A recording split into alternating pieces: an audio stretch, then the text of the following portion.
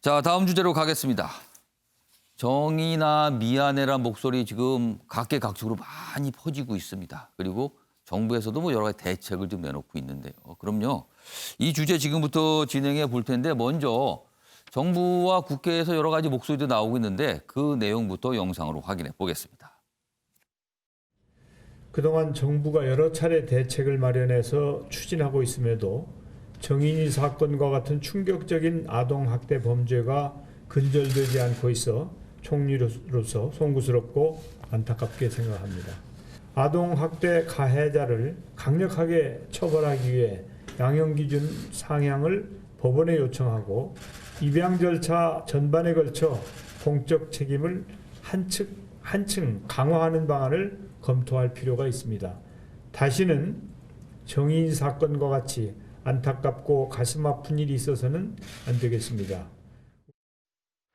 끔찍한 고통 속에 생을 빼앗긴 정인 양의 참극에 마음이 미어집니다. 아동복지법을 개정해 학대가 의심되는 아동을 선제적으로 분리해 보호하는 즉각분리 제도가 올해 3월부터 시행됩니다. 입법이 반년만 빨랐어도 이런 참극을 막을 수 있지 않았을까 하는 아쉬움과 미안함이 남습니다. 3번의 신고, 정인 양을 살릴 수 있었던 3번의 기회는 관련 기관의 소극적 대응으로 사라졌습니다. 우리 아이들의 안타까운 희생을 막기 위해 아동보호 시스템의 사각지대를 최소화하고 제도의 실효성을 높이는 데 보다 세심한 노력을 기울이겠다는 말씀을 드립니다. 정인이 학대를 막을 수 있었음에도 불구하고 방치한 경찰도 결코 책임이 가볍지 않습니다. 아동학대와 같은 범죄를 방치하고 방조하는 경찰이 제 역할을 다하고 있다고 할 수는 없습니다. 대통령은 이 문제에 관해서 엄격한 책임을 물어주시기를 바랍니다. 자, 정부와 국회에서 여러 가지 지적 그리고 대책을 마련하겠다 이런 다짐들 나오고 있잖아요. 그런데요. 다음부터는 기사가 몇 가지 준비되어 있는데 과연 무엇이 문제였는지 그리고 이 같은 문제점을 방금 화면에 등장하셨던 정책 결정자 분들은 알고 계신지 이렇게 묻고 싶은 내용들이 있습니다. 먼저 첫 번째 내용입니다. 홀트, 정인이 학대 정황 알고도 잘 있다 기록 이렇게 돼 있습니다. 입양기관이죠. 입양기관이 4개월 넘도록 이거 제대로 뭔가 조치를 취하지 않은 거 아니냐. 이런 논란입니다. 지금요. 멍든 걸 보고도 조치 안 해. 사망 10일 전 전화통화만. 뭔가가 좀 이상이 있었다. 이런 걸 알고 있었던 거 아니냐는 거죠. 그런데 왜 아무런 대처나 조치가 없었냐는 겁니다. 그리고 법조계에서는 지금 이 얘기 계속 나오죠. 아동학대치사 아닌 살인죄 적용해야 된다. 뭐 이런 목소리 계속 있는데요. 지금 입양기관 좀 더 뭔가 좀 세심한 관심을 기울였더라면 왜냐하면 이런 거 좀 직접적으로 관련된 곳이잖아요. 이 아쉬움이 또 하나가 여기 있습니다. 다음 내용 하나 더 보겠습니다. 여기 보면 정인이 그리고 얼마 전에 정말 많은 분들 또 분노했죠. 가방에서 갇혀서 결국에는 비극으로 끝난 이 아이. 죽음 막을 수 있었다. 여기 보면 위로 갑니다. 1점이 모자라 보호를 못 받았다는 겁니다. 1점이 모자란다. 뭔가 문제가 발견 신고가 들어오잖아요. 그럼 아동보호기관들이 세심하게 보거든요. 그래서 지금 사항에 대해서 점수를 매긴답니다. 근데요, 4점 이상이 돼야지만 뭔가 적극적으로 조치가 들어가고 그런답니다. 그런데 이 두 아이들, 분리조치 기준이 4점에 못 미쳤답니다. 이거 분리조치가 됐어야 된다고 많은 분들이 얘기하시잖아요. 근데 4점이 안 됐답니다. 어떤 경우는 3점이었답니다. 그래서 1점이 모자라서 보호를 못 받았다. 이런 얘기가 나오는 겁니다. 체중 감소, 학대 아니야 판단 뭐 이런 경우도 있었답니다. 아이의 약간의 어떤 모습의 변화 이런 거 좀 세심히 봐야 되는 거 아니냐는 거죠. 아이들 의사 표현도 어려워. 평가 문항 제대로 된 거 맞습니까? 점수 제대로 매기고 있는 거 맞습니까? 이렇게 질문을 하는 기사입니다. 김명인 교수께 질문 좀 드릴게요. 네. 정책 결정자들 분께서 지금 언론에서 이렇게 지적들이 되잖아요. 이런 내용 좀 제대로 알고 계실까요? 지금이라도 나왔던 문제들에 대해서 두 번 다시 같은 문제가 반복되지 않도록 이 문제는 끝까지 확인이 좀 필요한 상황으로 봅니다. 우리가 지금까지는 경찰에서 3번의 신고가 있었음에도 불구하고 이 문제를 제대로 풀어내지 못하고 예. 결국 수사 종결, 내사 종결 처리했던 경찰에 향해서 맹비난이 쏟아지고 있는데요. 예. 해당 양천경찰서의 문제 반드시 해결돼야 됩니다. 하지만 경찰만의 문제가 있었는가라고 하면 그 이면에 숨겨져 있었던 많은 행정적 조치들에 대한 문제까지 우리가 이번 기회에 면밀하게 봐야 됩니다. 조금 전에 보셨던 저 아동보호 전문기관에서의 평가표를 한번 자세히 보시면요. 예. 저 평가표에서 총 4점 이상의 점수를 확보를 할 때만이 이 피해 아동과 부모를 분리시킬 수 있다는 조치가 가능하다는 겁니다. 근데 여기에 대한 표를 보면 무슨 내용이 있냐면 학대 행위자로부터 분리 보호를 요구하는 의사 표현이라는 항목이 있습니다. 가만히 생각해 보세요. 정인이 같은 경우는 표현. 정인이 같은 경우는 만 두 돌이 되지 않는 상황 속에서 예. 스스로 말을 해서 내가 이 학대를 통해서 부모와 떨어져 있고 싶다는 의사 표현이 불가능합니다. 애당초부터 이 질문 자체가 적용이 안 되는데 여기에 지금 표에 뭐라고 표시가 돼 있냐면 X, X로 표시가 돼 있는 겁니다. 그 표 좀 다시 보겠습니다. 그 기사 좀 다시 좀 보여주세요. 세계불면에 나와 있는 여기 지금 표가 있습니다. 여기 보면은 여기 좀 여러 가지가 있잖아요. 지금 예. 김병희 교수께서 지적하신 그 항목이 몇 번째? 아래에서부터 4번째 위를 보시면 네 번째. 아래에서 4번째 동그라미 2개 바로 위에 X. 학대 행위자로부터 분리 보호를 요구하는 의사 표현 이것이 있느냐 없느냐 이 항목이 있네요. 초등학생 정도에 되는 아동들 같으면 이러한 조사가 나왔을 때 내가 부모의 학대로부터 나는 떨어져 있고 싶다는 의사 표현을 하는 아이들이 있을 겁니다. 예. 하지만 정인이처럼 이 말 못하는 아이들은 이런 내용 자체가 불가능한 상황이면 예. 저기를 X표가 아니라 동그라미 표시를 해놓고 시작해야 되는 거 아닙니까? 당연한 분리 조치가 필요한 상황인데도 불구하고 세 차례에 대한 신고 속에서 분리 조치가 안 됩니다. 아동보호 전문기관이 소극적으로 움직이거나 너무 그동안 있었던 기계적인 매뉴얼에만 의존한 것 아니냐 이런 비판 피해가기 어려울 것이고요.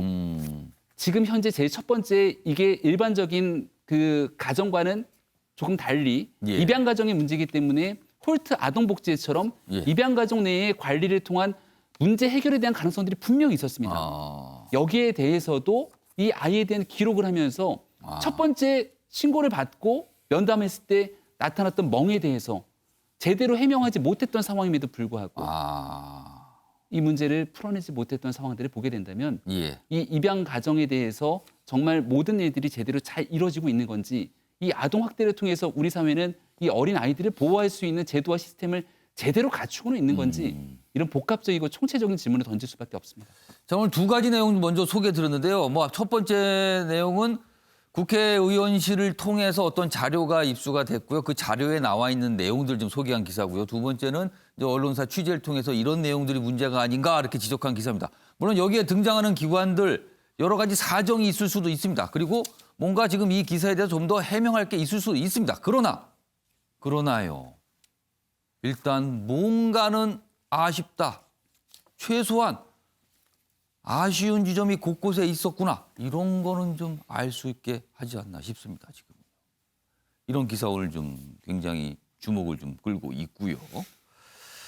다음 내용도 하나 더 보겠습니다. 이번엔 경찰과 관련 있습니다. 학대 예방 경찰관 부실 대응, 제도 구멍의 인력 한계도 제도가 있습니다. 우리나라에 있습니다. 분명히. 여기 보시면 학대 예방 전담 경찰관 APO 제도가 있습니다. 그리고 인력도 배치돼 있습니다. 그런데요. 내용 보겠습니다. 1차, 2차 신고알고 3차 출동했지만 학대 정황 못 살피고 부모 입장 위주로 반영한 거 아닙니까? 이렇게 문제 제기를 하고 있습니다. 한 명이 50가정을 담당하고 있습니다. 이거 제대로 담당이 되겠습니까? 또 이렇게 질문을 하고 있는 겁니다. 제도 구멍의 인력 한계 이런 지적 나오고 있습니다. 조대진 변호사. 네. 경찰 쪽에서 그러니까 지금 여러 가지 어떤 기관들이 등장을 해요. 입양기관, 그다음에 아동보호 전담기관, 그리고 경찰. 이 중에서 어디 한 곳이라도 정말 치밀하게 뭔가를 좀 해줬으면 뭐 이런 아쉬움 때문에 이런 기사가 나오는 거겠죠. 근데 이번 기사는 경찰과 관련된 겁니다. 여기도 조금 앞으로 개선돼야 될 점이 많이 보입니다. 일단 뭐 경찰들이 인력 때문에 그 업무를 추진하기 되게 힘들다는 사정은 뭐 이해를 합니다. 근데 예. 뭐 인력난 때문에 뭐 그런 부분들이 모두 뭐 변명으로 덮어질 수는 없는 부분이고요. 실제로 경찰들이 업무를 처리를 하다 보면 뭐 저는 변호사기 때문에 경찰들과 접할 기회가 많이 있습니다만은 예. 뭐 실질적으로 업무 처리를 하는 것을 서류로만 처리를 하는 경우들이 되게 많거든요. 아. 모든 경찰이 다 그렇다는 얘기는 아닙니다. 근데 다만 이제 그런 경향들이 많이 있기 때문에 실질적으로 그러니까 예를 들면 이 사건과 좀 비견할 수 있는 가족 실종 사건 같은 경우에도 예. 가족 실종 사건이 들어가게 되면 경찰들은 처음에 이런 얘기부터 합니다. 일단 기다려 보세요. 뭐 어떻게 연락이 오겠죠. 뭐 이렇게 안심부터 시키는 경우들이 많은데 실질적으로 그 현장에서는 다급한 경우들이 훨씬 더 많거든요. 그렇겠죠. 그러니까 이런 경우들도 그 일선에 있는 담당관 경찰관들이 의심을 가지고 먼저 적극적으로 그 문제를 해결하려는 그런 의지가 있어야 되는데 신고 들어오면 뭐 아닌지 확인만 해보자 뭐 이런 식의 그 태도들이 문제를 더 키운 거 아닌가라는 그런 생각이 통상 듭니다. 그러니까 뭐 실종 신고 들어오더라도 저 별거 아닌 걸로 끝나는 경우가 많다. 뭐 이런 걸 너무 의식해서 그런 건가요? 그러니까 뭐 일단은 이제 뭐 아까도 제가 전제로 말씀드렸습니다만은 모든 경찰이 그런 건 아닙니다. 근데 예. 다만 이제 일을 하다 보면 그 업무의 관성화 때문에 일단은 좀 기다려 보십시오. 뭐 일단은 뭐 큰 일이 생기지 않을 겁니다라는 그런 좀 좋은 전망에 비추어서 일을 하는 경우들이 많습니다. 예. 그런데 이제 아이들 같은 경우는 그 위험성에 또 빠질 그 가능성들이 훨씬 더 높기 때문에 더 면밀하고 적극적인 그런 태도를 가져야 된다라는 점을 그 업무 담당관 경찰들이 좀 가지고 업무를 임했으면 좋겠다는 생각을 갖습니다. 지금 정부하고 국회에서 여러 가지 뭐 조치를 취하겠다 그러잖아요. 근데 자칫 또 우려되는 바는요. 지금 학대 예방 전담 경찰관이 있습니다. 그런데요. 지금 이 제도를 유지한 채 여기에 좀 더 업무에 대한 과부하만 또 집중이 돼 갖고 보고서를 만든다든가 뭐 이런 것만 또 늘어나면 절대로 안 되거든요. 또 그럴 우려가 있지 않을까. 뭐 이런 걱정들도 지금 곳곳에서 나오고 있습니다. 지금요. 뭔가 이런 문제를 파악을 했을 때는 근본적으로 해결할 생각을 하고 시간을 좀 두고 해야 됩니다. 그러나 최근에 나온 거 보면 너무 서두르기만 하고 그래서 또 졸속으로 가는 거 아니냐. 이런 지적까지 좀 있습니다. 다음은요. 앞으로 이런 일이 재발되면 안 되는 거잖아요. 그와 관련해서 좀 더 이 정도는 알아두면 어떨까 하는 내용들을 좀 소개해 보겠습니다. 먼저 다음 기사입니다. 코로나로 집에 갇힌 아이들 제2 정인이 혹시 지금 늘고 있는 거 아닙니까? 이렇게 기사는 묻고 있습니다. 여기 보면요, 지금 많은 분들이 지금 분노와 충격이잖아요. 지난해 학대 신고가 10% 증가했답니다. 이게 혹시 코로나 영향 탓 아니냐는 거죠. 감염 위험에 방문 조사도 어려운 상황이다. 여기에 또 허점이 있습니다. 또 사회 감시망 사각지대가 더 커졌다. 이렇게 기사는 지적하고 있습니다. 자, 다음은요. 아이들을 봤을 때 좀 더 세심하게 보면 알 수 있다. 뭐 이런 내용을 담고 있습니다. 작은 기척에도 깜짝 놀라는 아이. 일단 학대 신호인지 살펴볼 필요가 있답니다. 그러니까 이른바 이제 학대 시그널입니다. 잘 보셔야 되는 거예요. 이런 어른들이요. 이런 걸 좀 눈여겨보셔야 되는 겁니다. 타박상 등 신체에 상처가 있거나 어눌한 말, 그리고 아이가 무기력증. 대부분 아이들은 활발하잖아요. 근데 아이가 무기력 증세 이런 거 있으면 약간 좀 의심을 해볼 필요가 있다는 겁니다. 어른들이 눈여겨봐야지만 학대 막을 수 있다. 그리고요. 혹시 누가 때렸나 이런 직설적인 말은요. 역효과가 난답니다. 마음 열도록 자연스럽게 대화를 에둘러서 하시는 게 좋다고 합니다. 혹시 뭐 누가 때린 거야 이렇게 물어보시면 이게 오히려 더 안 좋을 수도 있다는 겁니다. 옆에 보시면요. 체크리스트가 있습니다. 소개해드리겠습니다.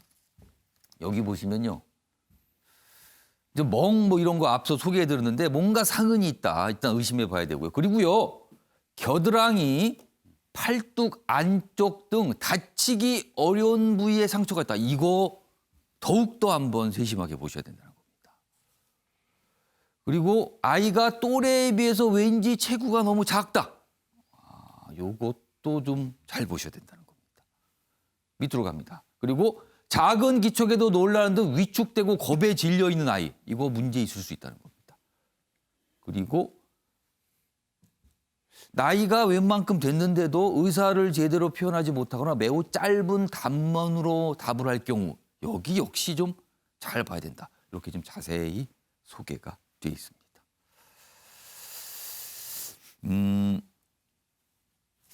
박수현 전 대변인. 네. 이런 거는 좀 지금까지 잘 모르셨죠? 그렇죠. 예. 좀 부끄럽습니다. 어른으로서 보니까 지금 좀 알아둬야 될 것 같기도 합니다. 네, 그렇습니다. 어쨌든 뭐 어른으로서 참 부끄럽고 정인이한테 미안하고 근데 사실 이런 사과나 이런 것들을 저희가 한두 번 하는 게 아니지 않습니까? 예. 방금 앵커께서 다른 사례도 설명해 주셨지만 이런 때마다 미안하다, 다시는 재발하지 않도록 하겠다, 정치권이 더 노력해서 뭘 하겠다 이렇게 했지만 이런 것은 계속 발생하고 있고 아까 설명해서 보지만 건수가 계속 증가하고 있는 예. 그런 상황이에요. 올해 이 정인이 사건이 발생이 10월 13일 날 했죠. 근데 그 이후에 이제 국회에서 이 아동복지법 개정안이 또 개정이 되긴 했어요. 예. 그래서 아까 우리 김병민 교수께서 아주 강하게 질책을 하셨던 그 즉각 분리 제도 예. 이 문제를 이제는 학대 의심 신고가 2차례만 접수가 되면 부모로부터 자동으로 즉각 분리될 수 있는 이런 법들이 이제 마련이 되어서 이제 3월부터 시행이 되고요. 정부도 전국 그 시군구의 지방자치단체에 이 관련 공무원 664명을 배치를 해서 집중적으로 관리하겠다는 이런 계획도 있고 그래서 오늘 그 정세균 국무총리가 아마 바로 이러한 것을 중심으로 한 대책을 이제 발표를 했거든요.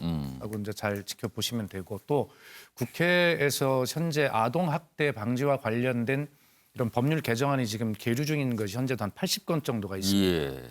그 민법이 있고 아동 학대 범죄 처리 특례법이 있고 가정폭력 범죄 처벌법 뭐 이런 것들이 있는데 한 80건 정도가 있는데 하여튼 오늘 이번 8일 날 예.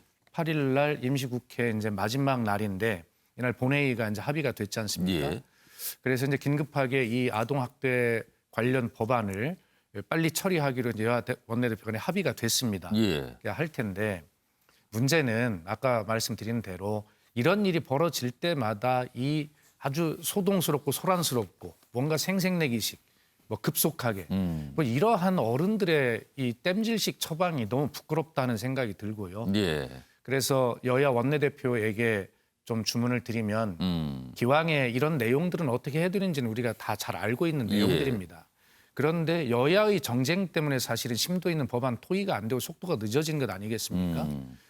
기왕에 시간이 이제 한 이틀밖에 없다고 하지만 예. 빨리 이 관련 상임위, 법안심사 소위 또 뭐 법사위 이런 걸 열어서 한 줄이라도 예. 정말 더 실효성 있는 대책이 더 잘 들어갈 수 있도록 여기에 논의를 집중해 주기를 바란다라고 하는 그런 말씀을 꼭 드리고 싶습니다. 조대진 변호사. 네. 지금 이 양모죠, 양모. 지금 구속된 상태에서 기소가 됐습니다만 살인죄를 적용할 수 있는 거 아니냐 이런 목소리가 지금 계속 나오고 있거든요. 조대진 변호사는 그 가능성 지금 어떻게 보세요? 뭐 상당히 높게 평가를 하고 있고요.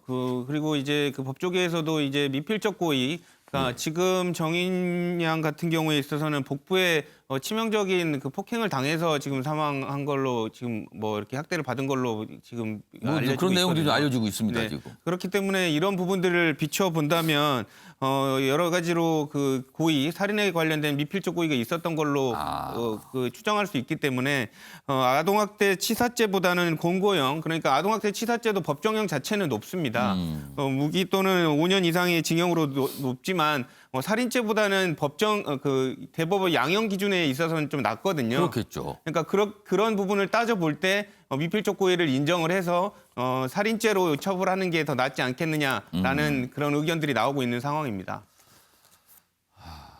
뭐 많은 분들이 여기 또 이 양평에 지금 그 찾아서 여기 장소가 좀 있거든요. 여기에 뭐 초목장이라고 할까요? 약간 그렇게 돼 있는 곳인데 여기를 찾아서 이렇게 슬픔을 표시하는 분들이 많이 계시다고 합니다. 그 사진으로도 많이 소개되고 있습니다.